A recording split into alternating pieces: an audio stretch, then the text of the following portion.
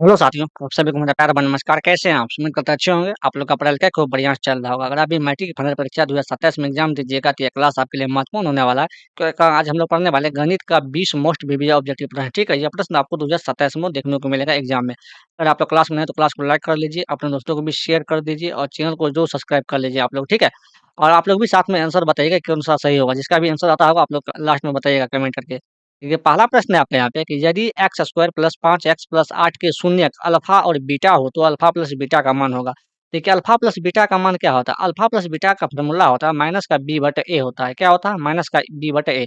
तो बी क्या होता है? एक्स का गुणांक होता है। एक्स का गुणांक यहाँ पे देखिए क्या दिया हुआ है? 5 दिया हुआ है। तो माइनस तो फॉर्मूला में है तो 5 हो जाएगा। और ए का मान क्या है? ए होता है एक्स का गुणांक, एक्स स्क्वायर का गुणांक। एक्स स्क्वायर का गुणांक कितना है यहाँ पे? 1, 1 हो जाएगा। और माइनस के 5 में 1 से भाग देंगे, कितना होगा आपके यहाँ पे? माइनस का 5 हो जाएगा। तो अल्फा प्लस बीटा का मान कितना होगा? माइनस का 5। ठीक है, एक का सही आंसर ऑप्शन नंबर बी हो जाएगा। देखते हैं हम लोग 2 का प्रश्न। तो आप लोग भी साथ में आंसर देते जाइएगा। ठीक है, देखिए 2 का प्रश्न है आपके यहाँ पे कि सअभाज्य संख्याओं का मौसा होता है। तो मौसा का मतलब क्या हुआ? यहाँ पे एससीएफ पूछा गया। ठीक है, तो सअभाज्य संख्याओं का मौसा कितना होता है? 1 होता है। तो 2 का सही आंसर ऑप्शन नंबर बी होगा। आपको याद कर लेना है, यह क्वेश्चन डायरेक्ट आपसे पूछा जाएगा। तो 2 का सही आंसर ऑप्शन नंबर बी होगा। देखते हैं हम लोग 3 का प्रश्न। ये 3 का प्रश्न है आपके यहाँ पे, 2 परिमेय संख्याओं के बीच अधिकतम कितनी परिमेय संख्या होती है? देखिए 2 परिमेय संख्याओं के बीच अधिकतम कितनी परिमेय संख्या होता है? अनंत हो सकता है। कितना होगा? अनंत होगा। ठीक है, तो 3 का सही आंसर ऑप्शन नंबर डी हो जाएगा। देखते हैं हम लोग 4 का प्रश्न। देखिए अच्छे-अच्छे प्रश्न हैं तो आप लोग लास्ट तक देखिएगा, आपको बहुत मज़ा आने वाला है। देखिए 4 का प्रश्न है आपके यहाँ पे कि 156 के अभाज्य गुणनखंड में 2 का घातांक क्या होगा? 156 के अभाज्य गुणनखंड में 2 का घातांक पूछा गया है। तो सबसे पहले 156 का अभाज्य गुणनखंड निकालेंगे। 156 में अगर 2 से लगाइएगा आप, तो कितना हो जाएगा आपके यहाँ पे? देखिए 78 होगा। कितना हो जाएगा आपके यहाँ पे? 78। फिर अगर 2 से लगाइएगा 78 में कितना होगा? 39 होगा। अगर 39 में लगाइएगा फिर 3 से लगेगा, कितना बार में लगेगा? 13 बार में। फिर 13 में लगाइए 13 से कितना बार में लगेगा? 1 बार में। तो 156 बराबर क्या लिखेंगे? 156 बराबर लिखेंगे हम लोग 2 गुना 3 गुना 13। ठीक है? तो देखिए 2 कितना बार है? 2 बार है। तो 2 गुना 2 है तो इसको क्या लिखेंगे हम लोग? 2 का स्क्वायर लिखेंगे। गुना 3 हो जाएगा और गुना कितना होगा? 13 होगा। लेकिन हमको देखिए यहाँ पे 2 का घातांक पूछा गया। किसका घातांक पूछा गया? 2 का। तो 2 का घातांक कितना है? 2 है। ठीक है? इसका आंसर क्या होगा आपके यहाँ पे? ए नंबर हो जाएगा 4 का। देखते हैं हम लोग 5 का प्रश्न। आप लोग भी साथ में आंसर देते रहिएगा। देखिए 5 का प्रश्न है आपके यहाँ पे कि निम्न में से कौन-सी परिमेय संख्या है? तो परिमेय संख्या पूछा गया है देखिए, और सभी का जो ऑप्शन दिया हुआ है रूट में दिया हुआ है, तो जिसका वर्गमूल पूरा-पूरा निकलेगा, वह क्या होगा? परिमेय संख्या, और जिसका वर्गमूल नहीं निकलेगा वह क्या होगा? अपरिमेय संख्या। लेकिन आपको ध्यान रखना है कि सभी ऑप्शन रूट में होना चाहिए। जैसे रूट 3 है तो रूट 3 का वर्गमूल नहीं निकलेगा, यह क्या होगा? अपरिमेय संख्या होगा, तो ये आंसर नहीं होगा। लेकिन ऑप्शन नंबर बी देख लीजिए, बी में दिया हुआ है रूट 2 बटे 2 है, ठीक है? रूट 2 बटे कितना है? रूट 2 है। देखिए रूट 2 से रूट 2 कैंसिल हो जाएगा, तो बचेगा क्या आपका यहाँ पे? 2। तो यह क्या होगा? परिमेय संख्या हो जाएगा, यही इसका आंसर हो जाएगा। लेकिन 5 का भी देखिए, 4 यहाँ पे परिमेय संख्या है और रूट 5 क्या है? अपरिमेय संख्या है। जब भी परिमेय संख्या और अपरिमेय संख्या को जोड़ते हैं, तो क्या आता है? अपरिमेय संख्या, तो यह भी आंसर नहीं होगा, ठीक है? लेकिन रूट 6 का वर्गमूल निकालेंगे, तो क्या होगा आपका यहाँ पे? अपरिमेय, पूरा-पूरा वर्गमूल नहीं निकलेगा, तो यह भी अपरिमेय होगा। लेकिन परिमेय पूछा गया था, परिमेय क्या होगा? ऑप्शन नंबर बी हो जाएगा 5 का। देखते हैं हम लोग 6 का प्रश्न। आपको भी साथ में आंसर देते रहना है। यहाँ देखिए 6 का प्रश्न है आपको यहाँ पे कि tan 45 डिग्री अनुपात दिया हुआ है और tan 60 डिग्री, इसका अनुपात क्या होगा? तो यहाँ प्रश्न है आपका यहाँ पे कि tan 45 डिग्री और अनुपात है यहाँ पे tan 60 डिग्री, इसका मान क्या होगा? देखिए tan 45 डिग्री का मान कितना होता है? tan 45 डिग्री का मान 1 होता है। कितना होता है? 1 होता है। और अनुपात tan 60 डिग्री का मान कितना होता है? √3 होता है, तो √3 हो जाएगा। 1 अनुपात √3 होगा, ठीक है? 1 अनुपात कितना होगा? √3। तो का सही आंसर ऑप्शन नंबर सी हो जाएगा। देखते हैं हम लोग 7 का प्रश्न। देखिए 7 का प्रश्न है आपका यहाँ पे, सेक स्क्वायर 45 डिग्री माइनस 2 बराबर इसका मान क्या होगा? तो यहाँ प्रश्न है आपके यहाँ पे कि सेक स्क्वायर माइनस का 45 डिग्री और क्या दिया हुआ है? माइनस का 2 दिया हुआ है। आप लोग यह बताइए कि सेक 45 डिग्री का मान कितना होता है? आप लोग कमेंट करके बताएं। तो सेक 45 डिग्री का मान कितना होता है? √2 होता है, ठीक है? तो √2 लिखेंगे। देखिए यहाँ पे स्क्वायर है तो क्या करेंगे? यहाँ पे स्क्वायर लगा देंगे और माइनस का 2। स्क्वायर से रूट कैंसिल हो जाएगा। जब स्क्वायर से रूट कैंसिल होगा तो यहाँ क्या बचेगा? 2 और माइनस का 2, और 2 में से 2 घटाएंगे, कितना होगा आपके यहाँ पे? 0 हो जाएगा। तो 7 का सही आंसर ऑप्शन नंबर बी होगा। देखिए, अगर आप लोग यहाँ तक आ गए तो क्लास को लाइक कर लीजिए, अपने दोस्तों को भी शेयर भी कर दीजिए और चैनल को ज़रूर आप लोग सब्सक्राइब करें, ठीक है? सब्सक्राइब करके आप लोग सपोर्ट कीजिए। देखते हैं हम लोग अगला प्रश्न 8 का। 8 का प्रश्न है आपका यहाँ पे कि सेक स्क्वायर 60 डिग्री माइनस 1 का मान है, इसका मान क्या होगा? देखिए, यहाँ प्रश्न है आपका यहाँ पे कि सेक स्क्वायर 60 डिग्री और माइनस 1 इसका मान क्या होगा? सेक 60 डिग्री, जब सेक 60 का मान कितना होता है? सेक 60 का मान 2 होता है, ठीक है? तो यहाँ पे 2 लिखेंगे, स्क्वायर क्या करेंगे? स्क्वायर लगा देंगे, माइनस 1, तो 2 का स्क्वायर कितना होगा? 4 हो जाएगा, माइनस का 1, और 4 में से अगर 1 घटाएँगे, कितना होगा आपका यहाँ पे? 3 होगा। 8 का सही आंसर ऑप्शन नंबर बी हो जाएगा। देखते हैं हम लोग 9 का प्रश्न। यहाँ देखिए 9 का प्रश्न है आपका यहाँ पे कि 1/√3 किसका मान है? 1/√3 किसका मान है? देखिए साइन 60 डिग्री का मान कितना, साइन 30 का मान कितना होता है? 1/2 होता है। टेन 30 डिग्री का मान कितना होता है? 1/√3 होता है। तो यही इसका आंसर हो जाएगा। 1/√3 पूछा गया था। किसका मान होगा? टेन 30 डिग्री का। लेकिन हम कॉस का भी बताते हैं। कॉस 60 का मान कितना होता है? कॉस 60 का मान होता है 1/2 और टेन 45 डिग्री का मान कितना होता है? 1 होता है। तो ऐसे 9 का आंसर सही ऑप्शन नंबर बी हो जाएगा। देखते हैं हम अगला प्रश्न 10 का प्रश्न। चलिए यहाँ देखिए। देखिए 10 का प्रश्न है आपके यहाँ पे कि यदि अर्धवृत्त का व्यास 14 सेंटीमीटर है तो अर्धवृत्त की परिधि होगा। इसका परिधि पूछा गया है। देखिए व्यास दिया हुआ है। तो व्यास व्यास कितना दिया हुआ है? 14 सेंटीमीटर। 14 सेंटीमीटर दिया है। ठीक है? सबसे पहले हम लोग त्रिज्या ज्ञात करेंगे। त्रिज्या क्या होगा आपके यहाँ पे? त्रिज्या मतलब आर का मान, रेडियस इसका ज्ञात करेंगे। तो त्रिज्या क्या होता है? व्यास की आधी होती है। अगर व्यास दिया हुआ है 14 सेंटीमीटर, त्रिज्या कितना होगा आपके यहाँ पे? 7 सेंटीमीटर हो जाएगा। अर्धवृत्त का फ़ॉर्मूला क्या होता है? अर्धवृत्त का परिधि। अर्धवृत्त का परिधि का फ़ॉर्मूला क्या होता है? अर्धवृत्त का परिधि का फ़ॉर्मूला होता है r इंटू में पाई प्लस 2 होता है, ठीक है? r का तो r लिखेंगे, पाई का मान कितना रखेंगे यहाँ पे 22/7 और प्लस का क्या लिखेंगे यहाँ पे 2। ये पाई r का मान कितना है? त्रिज्या है यहाँ पे 7 तो 7 लिखेंगे। तो यहाँ देखिए 22/7 यहाँ पे 2 के बटे में कुछ तो 1 है, 1 और 7 का एलसीएम लेंगे, कितना होगा? 7 हो जाएगा। 7 से 7 में भगा देंगे, एक बार में कटेगा, 1 को गुना करेंगे 22 से, तो कितना होगा? 22 होगा। प्लस है तो प्लस का चिन्ह देंगे। फिर देखिए 7 में 1 से भगा देंगे, कितना बार कटेगा? 7 बार में। 7 को 2 से गुना करेंगे, कितना होगा? आपके यहाँ पे 14 हो जाएगा, ठीक है?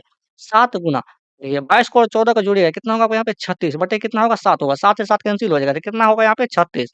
इसका परिधि कितना हो जाएगा आपके यहाँ पे? 36 सेंटीमीटर होगा। 10 का सही आंसर ऑप्शन नंबर सी हो जाएगा। देखते हैं हम लोग 11 का प्रश्न यहाँ पे। देखिए 11 का प्रश्न है आपके यहाँ पे, एक पहिए का व्यास दिया हुआ है 40 सेंटीमीटर, 176 मीटर की दूरी तय करने में कितने चक्कर लगाएगा? देखिए एक पहिया है, यह एक पहिया है, ठीक है? और इसको दूरी कितना तय करना है? 176 मीटर दूरी तय करना है। तो कितना चक्कर लगेगा उस दूरी को तय करने में? यही पूछा गया कि चक्कर की संख्या बताइए। देखिए आपको एक फ़ॉर्मूला याद रखना है। फ़ॉर्मूला क्या याद रखना है? दूरी बराबर परिधि गुना चक्कर, बस। दूरी बराबर क्या याद रखना है? दूरी बराबर परिधि गुने चक्कर। अगर ये फ़ॉर्मूला आप लोग याद रखते हैं तो आपको आराम से बन जाएगा, ठीक है? देखिए दूरी कितना दिया हुआ है? 176 मीटर दिया हुआ है, ठीक है? परिधि क्या होता है? वृत्त का 2 पाई r, 2 पाई r होता है। 2 पाई क्या होता है? आपका यहाँ पे r हो जाता है, ठीक है? परिधि कितना होता है? 2 पाई r। चक्कर, चक्कर को हम मान लेते हैं n, n चक्कर लगेगा, ठीक है? अब ध्यान रखिएगा। एक चीज़ ध्यान रखिए, व्यास दिया हुआ है 40 सेंटीमीटर, व्यास कितना दिया हुआ है? 40 सेंटीमीटर दिया। इसका त्रिज्या कितना हो जाएगा? त्रिज्या हो जाएगा आपका यहाँ पे 20 सेंटीमीटर, क्योंकि हमको त्रिज्या ज्ञात करना है। त्रिज्या क्या होता है? व्यास की आधी होता है, ठीक है? अगर व्यास 40 सेंटीमीटर है, त्रिज्या कितना होगा? 20 सेंटीमीटर। एक चीज़ ध्यान रखिएगा, यहाँ सेंटीमीटर में दिया हुआ है, इसका त्रिज्या दिया हुआ है सेंटीमीटर में और व्यास दिया और इसका दूरी दिया हुआ है मीटर में, तो क्या करेंगे हम लोग? मीटर को भी सेंटीमीटर में बदलेंगे। 176, तो ये मीटर को सेंटीमीटर में बदलने के लिए 100 से गुना करेंगे, तो 100 गुना हो जाएगा +2 और पाई का मान कितना रखेंगे? 22/7 लिखेंगे और r का मान कितना है यहाँ पे? 20, तो 20 लिखेंगे और चक्कर की संख्या का हम लोग n मान लिए हैं, ठीक? अब देखिए इसको काटेंगे, 20 से काटेंगे 100 को, 20 पंचा 100 हो जाएगा, ठीक है? तो 22 से काटेंगे तो कितना बार में कटेगा? 11 से काटते हैं हम लोग, 11 का 11 दूनी का 22, 11 का 11, 11 छक्का 66, 16 बार में कट गया और 4 से काटेंगे इसको, 4 चौका कितना होगा? 16, ठीक है? तो देखिए 5 चौका 20 और 20 को 7 से गुना करेंगे तो 140 हो जाएगा। n का मान कितना हो जाएगा? 140, 140 चक्कर लगाएगा, ठीक है? तो 11 का सही आंसर ऑप्शन नंबर ए हो जाएगा। देखते हैं हम लोग 12 का प्रश्न, आपको भी इसी तरीका से बनाना है।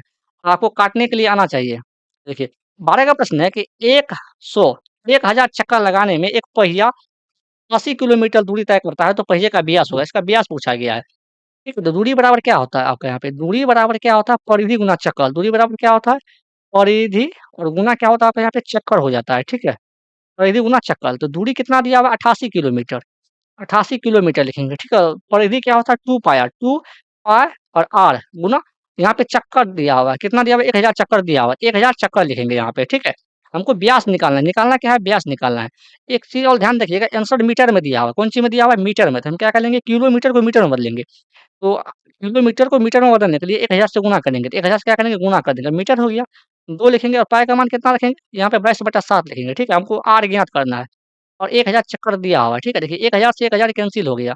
22 से काटेंगे 88, कितना हमारा कटेगा? 22 चौका 88 होता है, ठीक है?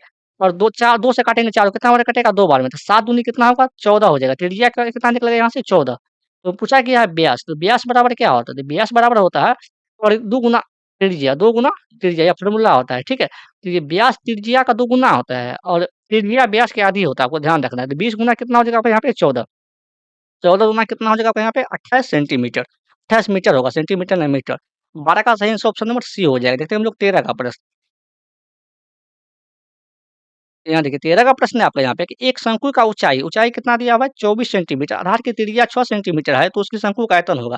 देखिए इसका ऊंचाई दिया हुआ, ऊंचाई कितना दिया हुआ है शंकु का 24 सेंटीमीटर और त्रिज्या दिया हुआ है, आर कितना दिया हुआ है 6 सेंटीमीटर। तो शंकु का आयतन पूछा गया, तो शंकु का आयतन का फॉर्मूला क्या होता है? शंकु का आयतन, शंकु का आयतन का फॉर्मूला क्या होता है? 1/3 पाई आर स्क्वायर एच। ठीक है, 1/3 का तो 1/3 लिखेंगे, पाई का मान कितना होगा? देखिए पाई पाई ये है, सब में पाई लगा हुआ है, ठीक है, तो आपको भी पाई लगा देना। पाई लिखेंगे और आर का मान कितना दिया हुआ है 6, तो 6 का स्क्वायर गुना एच। ऊंचाई कितना दिया हुआ है 24, तो 24 लिखेंगे, ठीक है। 1/3 का तो 1/3 लिखेंगे गुना पाई, और देखिए 6 का स्क्वायर है तो 6 को 2 बार गुना करेंगे, 6 गुना 6 गुना कितना हो जाएगा? आपके यहाँ पे 24 हो जाएगा। 3 से काटेंगे हम 6 कितना बार कटेगा? 2 बार में, ठीक है। तो पाई गुना, अब 6 दूनी का 12 हो जाएगा, 12 गुना 24 को गुना कीजिएगा तो कितना होगा? देखिए 12 चौक 48 का 8, 288 हो जाएगा। 288 पाई को गुना कीजिएगा, 288 पाई सेंटीमीटर क्यूब हो जाएगा, ठीक है। तो 13 का सही आंसर ऑप्शन नंबर ए हो जाएगा। 13 का सही आंसर ऑप्शन नंबर ए हो जाएगा। देखते हैं हम लोग 14 का प्रश्न। देखिए आपका यहाँ पे 14 का प्रश्न है आपका, एक शंकु के आधार का व्यास दिया हुआ है 10 सेंटीमीटर, ऊंचाई 12 सेंटीमीटर है तो शंकु का आयतन होगा। देखिए व्यास दिया हुआ है आपका यहाँ पे 10 सेंटीमीटर, त्रिज्या कितना होगा? त्रिज्या हो जाएगा आपका यहाँ पे 5 सेंटीमीटर, ठीक है। और ऊंचाई कितना हो जाएगा? यहाँ से ऊंचाई हो जाएगा आपका यहाँ पे 12 सेंटीमीटर, ठीक है।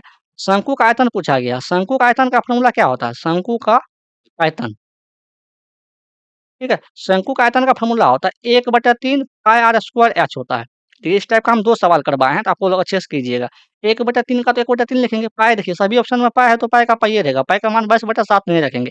आर का मान दिया हुआ है 5, त्रिज्या का मान कितना है 5, स्क्वायर है तो स्क्वायर लगाएंगे, और एच एच का मान कितना दिया हुआ है? ऊंचाई 12 दिया हुआ है। 1/3 का तो 1/3 लिखेंगे, गुना पाई का मान कितना लिखेंगे? पाई है, और 5 का स्क्वायर है, इसका मतलब 2 बार गुना करेंगे, 5 गुना 5 उसके बाद हो जाएगा आपका यहाँ पे 12, ठीक है। देखिए 3 से काटेंगे 12 को, कितना बार कटेगा? 4 बार में। देखिए 5 गुना 5 25, 25 चौका हो जाएगा 100, 100 गुना पाई करेंगे, क्या होगा आपका यहाँ पे? 100 पाई हो जाएगा। 100 पाई इसका आंसर होगा, ठीक है। 14 का सही आंसर ऑप्शन नंबर सी हो जाएगा। देखते हैं हम लोग 15 का प्रश्न। देखिए आपका यहाँ पे 15 का प्रश्न है आपका यहाँ पे, 19 और 25 का समांतर माध्य है। तो समांतर माध्य क्या होता है? समांतर माध्य पूछा गया है। समांतर माध्य, देखिए, आपसे 2 संख्या दिया हुआ है, ठीक है? या 3 संख्या दिया रही है, कितना भी संख्या दिया रही है, ठीक है? समांतर माध्य क्या होगा? जितना भी संख्या दिया रहेगा उसको जोड़ देना होगा, उतना संख्या से भाग देना है, ठीक है? तो समांतर माध्य 19 और 25 दिया हुआ है, तो 19-25 को आप लोग जोड़ लीजिए, 19 और 25। 19-25 कितना संख्या है? 2 संख्या है, 2 से भाग दीजिएगा। 19 और 25 को जोड़िएगा, कितना होगा? 44/2। 44 को 2 से काटिए, कितना बार कटेगा? 22 बार में। तो इसका सही आंसर ऑप्शन नंबर बी हो जाएगा 15 का। देखते हैं हम लोग 16 का प्रश्न देखते हैं।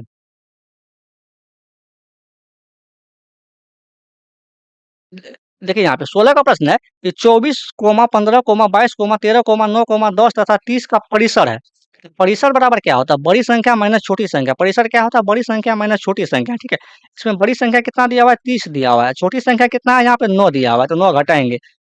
30 में से 9 घटाएँगे, कितना होगा आपका यहाँ पे? 21 हो जाएगा। इसका आंसर क्या होगा आपका यहाँ पे? 21 हो जाएगा। 16 का सही आंसर ऑप्शन नंबर डी होगा। चलिए हम लोग देखते हैं 17 का प्रश्न। देखिए 17 का प्रश्न है आपका यहाँ पे कि आंकड़े 5, 4, 13, 9, 8, 9, 9, 11, 14 का बहुलक है। तो बहुलक क्या होता है? वैसी संख्या जो सबसे अधिक बार रिपीट हो, उसे क्या कहते हैं? बहुलक कहते हैं, ठीक है। देखिए जब भी आपको इस टाइप का बहुलक पूछा जाएगा, उसको आपको ऑप्शन हिसाब से बनाना है। ठीक है। तो ये बहुलक वैसे क्लास 10th में 3 टाइप का पूछा जाता है। देखिए ऑप्शन में 4 दिया हुआ है, ए में ऑप्शन 4 दिया हुआ है। 4 कितना बार है? 1 बार। इसके सामने में 1 लिख दीजिए। ठीक है, ऑप्शन बी में 9 दिया हुआ है। 9 कितना बार है? 1 बार, 2 बार, 3 बार। इसका सामने में 3 लिख दीजिए, ठीक है। ठीक है, 8 दिया हुआ है। 8 कितना बार है? 1 बार। इसके सामने में 1 लिखिए, ठीक है। 14 दिया हुआ है। 14 ऑप्शन डी में। 14 कितना बार है? 1 बार। 1 लिखिए, ठीक है। तो बहुलक क्या होता है? वो ऐसी संख्या जो सबसे अधिक बार रिपीट हो, उसे क्या कहते हैं? बहुलक कहते हैं। यानी कि 9 दिया हुआ है। 9 कितना बार रिपीट हो रहा है? 3 बार। तो 9 इसका क्या होगा? आपके यहाँ पे बहुलक हो जाएगा। तो 17 का सही आंसर ऑप्शन नंबर बी हो जाएगा। देखते हैं हम लोग 18 का प्रश्न यहाँ देखिए। ये 18 का प्रश्न है आपके यहाँ पे कि निश्चित घटना की प्रायिकता होती है। तो निश्चित घटना की प्रायिकता कितना होता है? 1 होता है। 18 का सही आंसर ऑप्शन नंबर ए हो जाएगा। देखते हैं हम लोग 19 का प्रश्न।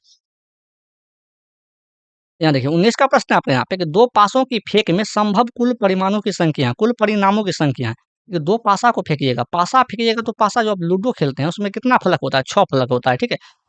6 होता है। तो अगर एक पासा को एक बार फेंकिएगा तो 6 पावर 1 रखिएगा, ठीक है। पावर दीजिएगा तो 6 का पावर 1 का मतलब 6 हो गया। और 2 पासों को आप लोग फेंकिएगा तो 6 पावर 2 दीजिएगा, ठीक है। तो 6 का पावर 2 का मतलब क्या होगा? 36 हो गया। अगर 3 पासा को एक साथ फेंका जाएगा तो 6 का पावर कितना लिखिएगा? 3 लिखिएगा। तो कुल परिणाम कितना हो जाएगा? यहाँ पे 216 हो जाएगा। इसी तरीका से आपको और भी करना है। ठीक है? यहाँ पे 2 पासा को फेंका जाता है एक साथ, तो 6 का पावर कितना लिखेंगे? 2 लिखेंगे, 6 का स्क्वायर कितना होगा? आपको यहाँ पे 36 हो जाएगा। तो कुल परिणामों की संख्या कितना होगा? आपको यहाँ पे 36 होगा। 19 का सही आंसर ऑप्शन नंबर सी हो जाएगा। देखते हैं हम लोग 20 का प्रश्न, यहाँ देखिए 20 का प्रश्न है आपके यहाँ पे कि यदि पीई बराबर 0.4 तो पीई डैश का मान होगा। देखिए PE plus PE dash, PE dash इसका योग 1 के बराबर होता है। तो हमको क्या निकालना है? पीई निकालना है, पीई डैश निकालना है। क्या निकालना है? PE dash. 1 माइनस क्या होगा आपको यहाँ पे? पीई हो जाएगा। 1 माइनस क्या होगा आपको यहाँ पे? पीई हो जाएगा, ठीक है? 1 लिखेंगे माइनस पीई का मान कितना होगा? 0.4 हो जाएगा, 0.4 होगा, ठीक है? घटाएँगे तो कितना होगा? 0.6 आ जाएगा इसका आंसर। इसका सही आंसर ऑप्शन नंबर बी हो जाएगा। ये आज का अंतिम प्रश्न था। अगर आप यहाँ तक आ गए तो क्लास को लाइक कर लीजिए, अपने दोस्तों को भी शेयर कर दीजिए ताकि आपका दोस्त भी क्लास को देख लेगा, और चैनल को आप लोग ज़रूर सब्सक्राइब करें, ठीक है? और आप लोग स कमेंट करके बताएँ कि 20 में कितना सही होगा। आज के लिए इतना ही, मिलते हैं अगले क्लास में। Thank you.